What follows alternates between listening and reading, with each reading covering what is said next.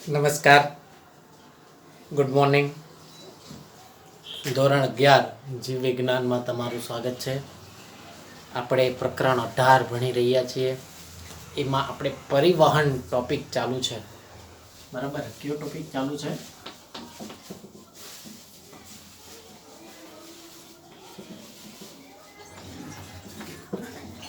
પરિવહન.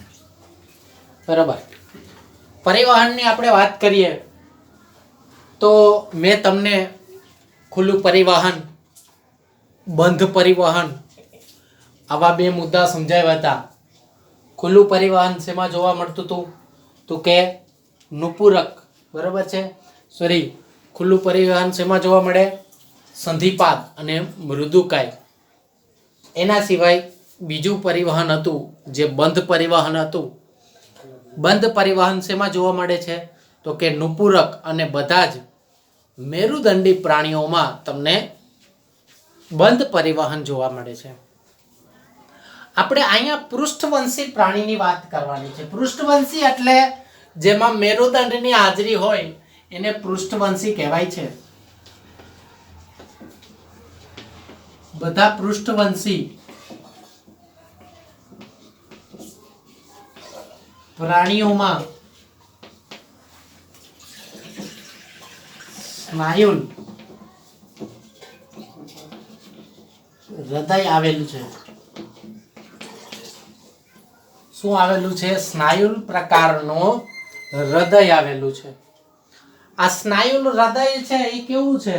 તો કે ખંડીય હોય છે. કેવું હોય છે? ખંડીય એટલે કે અલગ અલગ ખંડમાં વિભાજિત હોય છે. હવે હૃદય છે એ 3 પ્રકારે જોવા મળે છે. હૃદયના આપણે 3 ભાગ પાડીશું. દ્વિખંડીય હોય છે, ત્રિખંડીય હોય છે અને ચતુષ્ખંડીય હોય છે. બરોબર છે. પહેલા હું તમને દ્વિખંડી હૃદયના ભાગ દેખાડીશ. હૃદય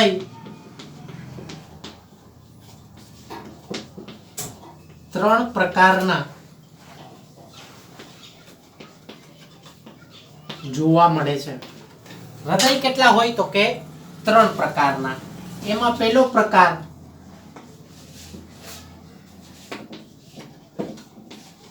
દ્વિખંડીય હૃદય. પેલા દ્વિખંડીય એટલે 2 ખાના યુક્ત અથવા 2 ખંડો યુક્ત હૃદયની આપણે વાત કરવાની છે. દ્વિખંડીય હૃદય શેમાં જોવા મળે? બરોબર, તો કે દ્વિખંડીય હૃદય મત્સ્યમાં જોવા મળે છે. શેમાં જોવા મળે છે? મત્સ્યમાં.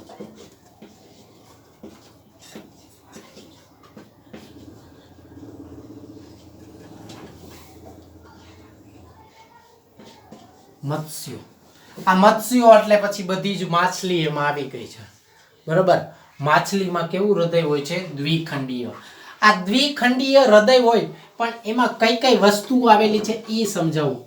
એમાં શું આવેલું હોય ખબર છે? એક કર્ણક અને એક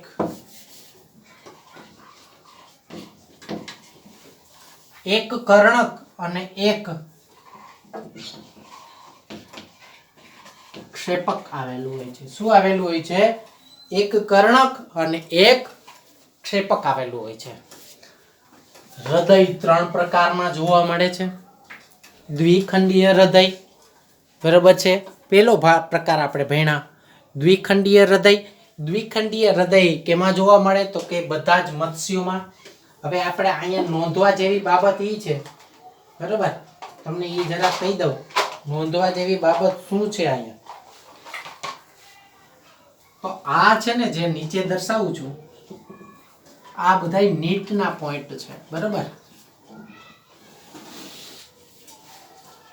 દાખલા તરીકે તમને એમ નીટમાં કે ગુજકેટમાં પૂછવામાં આવે દ્વિખંડીય હૃદય શેમાં જોવા મળે? મત્સ્યમાં. મત્સ્યમાં કેવા પ્રકારની ખંડીય વ્યવસ્થા હોય? તો કે એક કર્ણક હોય અને એક ક્ષેપક હોય. બરોબર છે. બીજો પ્રકાર હું તમને સમજાવું.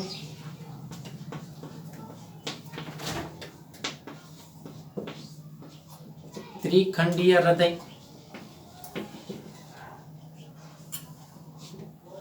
ત્રિખંડીય હૃદય શેમાં જોવા મળે એ મહત્વની વાત છે.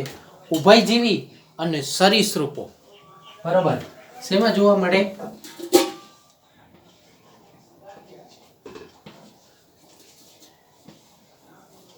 ઉભયજીવી. હવે ઉભયજીવીમાં કેનો સમાવેશ થાય એ એક જરાક પોઈન્ટ તમને કહી દઉં, બરાબર. મત્સ્યમાં કેનો સમાવેશ થાય? એટલે કે માછલી, બધી મત્સ્ય. ઉભયજીવી એટલે દેડકા, બરાબર. ઉભયજીવી એટલે દેડકા. દેડકા એટલે કે જે સજીવ પાણી અને જમીન બંને જગ્યાએ રહેતા હોય ને એને ઉભયજીવી કહેવાય.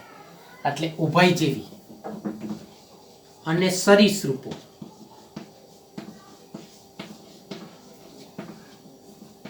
સરીસૃપ, ઉભયજીવી અને સરીસૃપોમાં આપણને શું જોવા મળે છે? ત્રિખંડીય હૃદય. હવે સરીસૃપમાં કેનો સમાવેશ થાય એ પોઈન્ટ સમજજો. જોજો, નાનકડો ટોપિક જ આપણે લઈશું પણ બહુ અગત્યનો પોઈન્ટ છે. સરીસૃપ એટલે પેટે ઢસડાઈને ચાલતા સજીવો, એને સરીસૃપ સજીવ કહેવાય. કેનો કેનો સમાવેશ થાય? ગરોળી, દિવાલ પર હોય ગરોળી, પછી મગર, પછી સાપ, પછી કાંચીડો. આ બધાય પેટે ઢસડાઈને ચાલતા પ્રાણીઓ છે. પેટે ઢસડાઈને ચાલતા પ્રાણીઓ છે એટલે એને શું કહેવામાં આવે છે? સરીસૃપ કહેવામાં આવે છે. સરીસૃપમાં હૃદય કેવા પ્રકારનું હોય? ત્રિખંડીય હૃદય હોય. સરીસૃપ સિવાય કેમાં ત્રિખંડીય હૃદય હોય? ઉભયજીવી. ઉભયજીવીમાં કોનો સમાવેશ થાય? દેડકાનો. કેટલા બધા પોઈન્ટ એક જ હારે કન્ફ્યુઝ માટે સોલ્વ થઈ જાય ભાઈ. આ રીતના યાદ રાખશો ને એટલે બરાબર. હવે હું વાત કરતા હું, મેં એમ કીધું સરીસૃપમાં ભાઈ સરીસૃપમાં મગરનો સમાવેશ થાય. પણ પરંતુ મગરમાં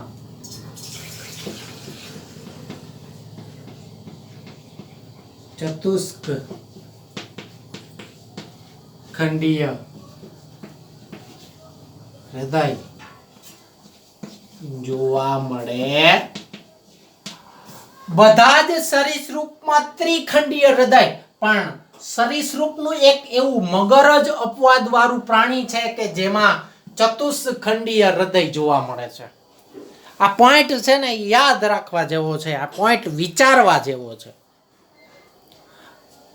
બધા જ સરીસૃપ પ્રાણીમાં ત્રિખંડીય હૃદય જોવા મળે, પણ સરીસૃપ વર્ગનું જ મગર જે પ્રાણી છે ને એમાં ચતુષ્ખંડીય હૃદય. એટલા માટે મગર છે ને એને સરીસૃપ અથવા મગરને તમે ત્રિખંડીય અને ચતુષ્ખંડીય સજીવોને જોડતી કડી કહેવામાં આવે છે. સરીસૃપ આખો વર્ગ, મગર એ સરીસૃપમાં જ આવે, પણ સરીસૃપના હૃદય કેવું હોય? ત્રિખંડીય. પણ સરીસૃપ વર્ગનું મગર જ એવું એક પ્રાણી છે અપવાદ, જેને ચતુષ્ખંડીય હૃદય હોય. જેમ કે ઓલો આપણો પારો છે ને, ધાતુ સખત હોય, મજબૂત હોય, પણ પારો અપવાદ છે. એમાં મગર પણ અપવાદ છે, બરોબર છે. એટલે દ્વિખંડીય હૃદય. દ્વિખંડીય હૃદય શેમાં જોવા મળે ભાઈ? મત્સ્યમાં. એમાં ખંડ કેટલા હોય? 2, એક કર્ણક અને એક ક્ષેપક. પછી આવે છે બીજો ભાગ, ત્રિખંડીય હૃદય.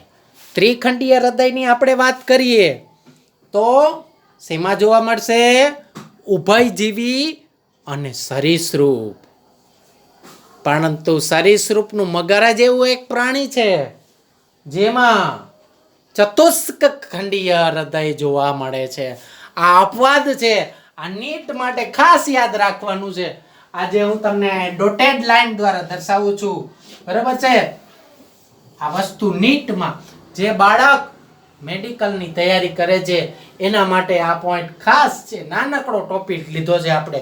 પણ બહુઆયંપી છે. બરાબર છે. હૃદયનો ત્રીજો પ્રકાર હું તમને સમજાવું.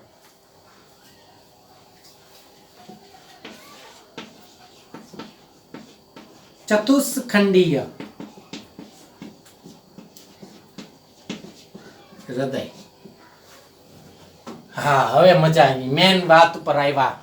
2 કર્ણકો અને 2 ક્ષેપકો. આમાં શું હોય ભાઈ? સોરી, આનું જરાક આપણે પોઈન્ટ એક ભૂલાઈ ગયો છે. બરોબર છે. ચતુષ્ખંડીય લીધા પહેલા હું તમને દર્શાવી દઉં કે ત્રિખંડીય હૃદય તો આપણે કીધું, પણ એમાં જોવા શું મળશે? તો કે એમાં 2 કર્ણકો અને 1 ક્ષેપક જોવા મળે છે. દ્વિખંડીય કીધું એટલે એમાં 1 કર્ણક 1 ક્ષેપક. ત્રિખંડીય કીધું એટલે એમાં 2 કર્ણક 1 ક્ષેપક. એના પછી વાત આવી ચતુષ્ખંડીય. ચતુષ્ખંડીય શેમાં જોવા મળે? બરાબર છે. તો કે મગર, પક્ષી અને સસ્તનો. ત્રીજો પ્રકાર આપણે ભણીએ.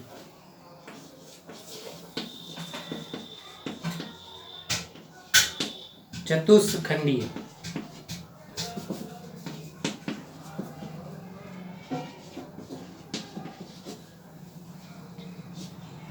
ચતુષ્ખંડીય સેવા જોવા મળે તો કે આપણે સસ્તન સરીસૃપ વર્ગનું પ્રાણી. પહેલા તો મગર, પછી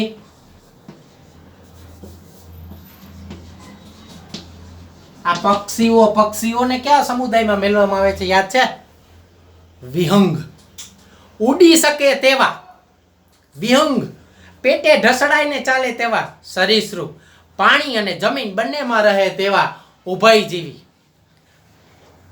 સસ્તન, સ્તનધારી જીવ. બરાબર ને? પક્ષીઓ અને સસ્તનો. સસ્તનોની વ્યાખ્યા હું તમને કહું હમણાં. સસ્તન એટલે કે જેમાં સ્તન હોય તે. સસ્તનોમાં કેનો સમાવેશ થાય? વાઘ, સિંહ, દીપડા, મીંદડા, કૂતરા, વાંદરા, માણા. સ્તન હોય. સ્તન શું કામે? એમાંથી દૂધ આવે. દૂધ કેના માટે? તો કે એમાં બાલ્યા અવસ્થા દરમિયાન બાળક પોતાનું જીવન પસાર કરે. શરૂઆતના 2-3 મહિના, 2-3 વર્ષ જેવી બાલ્ય અવસ્થા. એ બાલ્ય અવસ્થામાં બાળક પોતાની માતાનું દૂધ પી અને જીવન પસાર કરે. એ સસ્તનો. સસ્તનો પછી વિહંગ, સરીસૃપ, ઉભયજીવી, સંધિપાત, સાંધાવાળા ઉપાંગ, મચ્છર, માખી, કીટક, મૃદુકાય જેના શરીર કોમળ છે એવા ગોકળગાય, છીપ, શંખલા.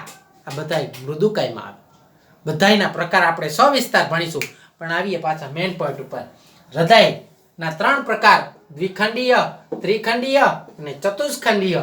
ચતુષ્ખંડીયની વાત કરીએ તો શેમાં જોવા મળે? મગર, પક્ષીઓ અને સસ્તનો. ચતુષ્ખંડીયમાં ખંડ શું હોય? તો કે ભાઈ